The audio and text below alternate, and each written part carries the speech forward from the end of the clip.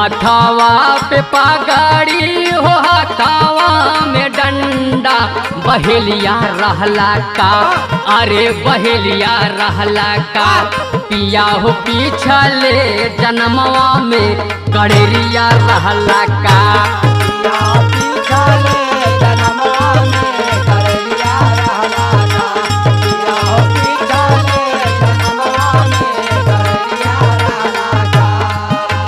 निधियों में जैसे राजा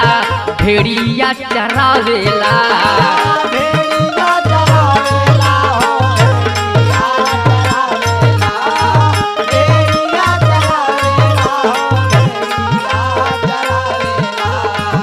हट हट कह के तूता